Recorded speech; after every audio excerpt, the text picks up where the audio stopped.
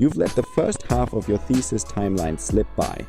And now you're buried in literature. ChatGPT keeps spitting out nonsense. And your supervisor? Yeah, they've pretty much given up on you and your thesis. Sound familiar? Don't worry, you're definitely not alone. And that's exactly why I've got 7 bachelor's thesis tips for you. These are the ones no one ever talks about. And now, without further ado, welcome to Shribe.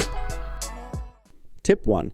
Your bachelor's thesis is just a training exercise. Let's start with the big one. One of the biggest misconceptions students have is thinking their bachelor's thesis has to be some groundbreaking scientific contribution. Maybe it's the term academic thesis, or maybe it's just the pressure we put on ourselves.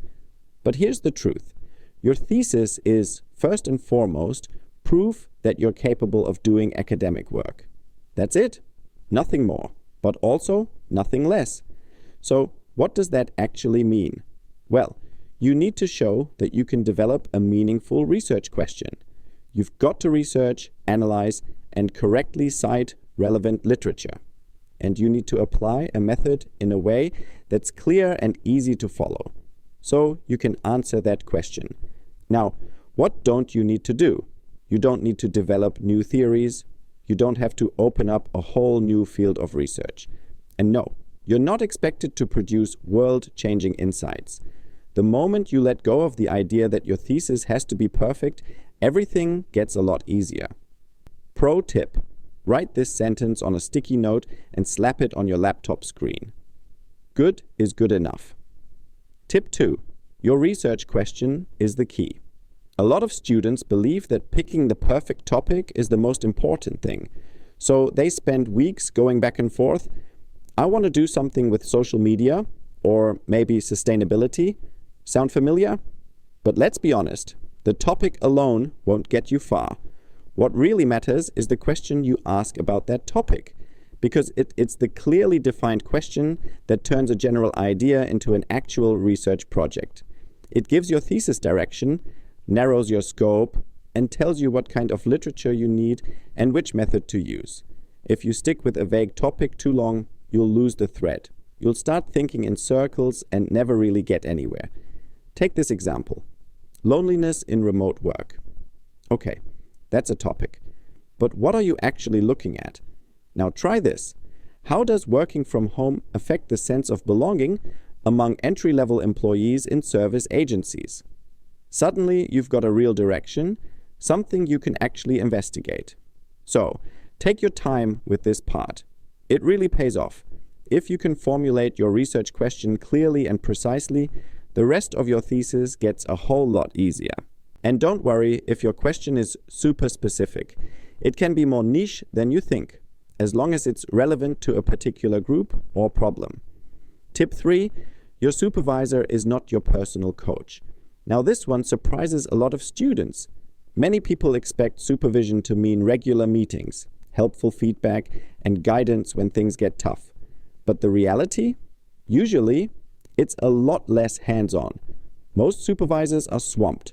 They're juggling their own research, teaching responsibilities, grant writing, and oh yeah, supervising 10 other theses besides yours. That doesn't mean they don't want to help, but they just don't have the time to walk you through every single step. So here's what you need to do. Take the initiative and manage that relationship yourself. Ask specific questions, come prepared, and share clear progress updates.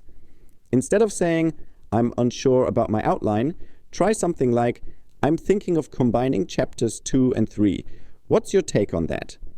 That kind of question is much easier to answer, and it makes it way more likely you'll get feedback that actually helps.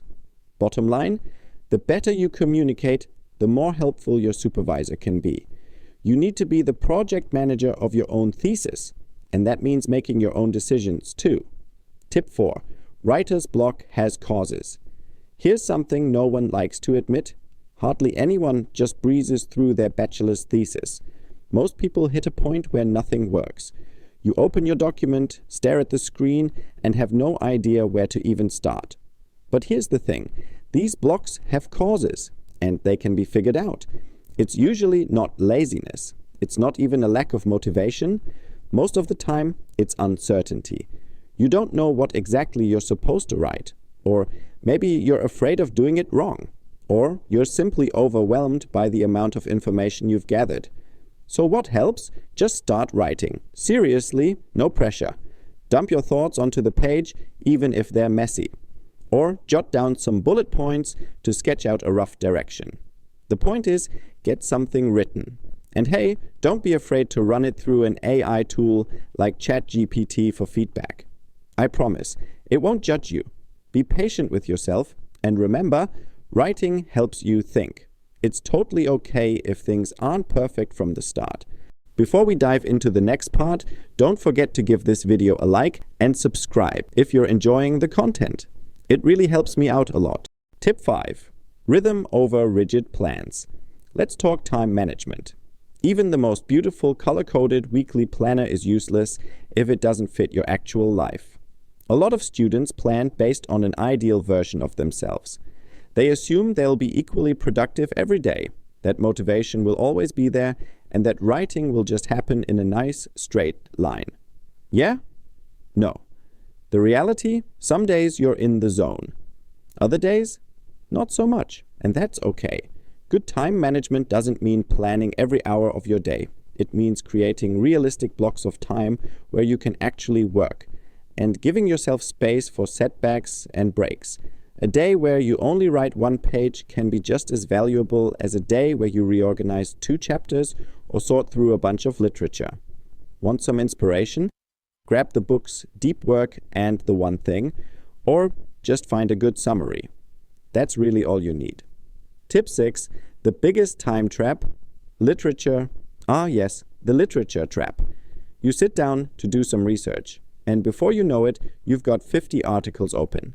20 sound amazing, and each one points you to 10 more. Welcome to the literature jungle. Here's what most students don't realize. It's not the writing that eats up your time, it's the endless searching, reading, and organizing. And to make it worse, AI tools won't help you here either.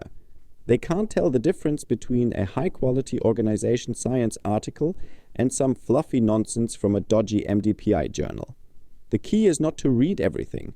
It's knowing what you don't need to read. And that's where a good research question comes in again. It automatically narrows your focus. Only read what actually helps you answer your question and is respected in your field. If it doesn't meet both of those criteria, toss it, no matter how interesting it seems. And don't forget, reference management tools like Zotero can be a lifesaver. They help you stay organized and insert citations without wasting hours on formatting. Tip 7.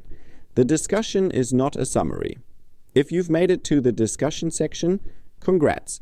You've come a long way, but don't relax just yet, because this part, it's often the hardest. That's because you're not just reporting results anymore. Now, it's time to interpret them, reflect on them, make sense of them. The discussion is where you show that you really understand how research works. You connect the dots, you draw out the meaning, you link your findings to past studies or theoretical frameworks. You think about what they might mean in a bigger context, maybe even for society or practice.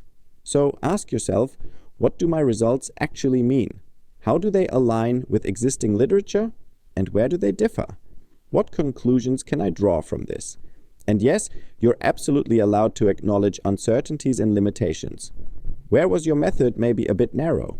What factors couldn't you consider? What would you do differently next time? The discussion is not the place for repeating your findings. It's where your own thinking takes center stage. And honestly, this is where your thesis becomes truly interesting. Unfortunately, a lot of students check out right here and stop trying. But if you make the discussion the heart of your thesis, you'll go from just getting it done to standing out as a top-grade candidate.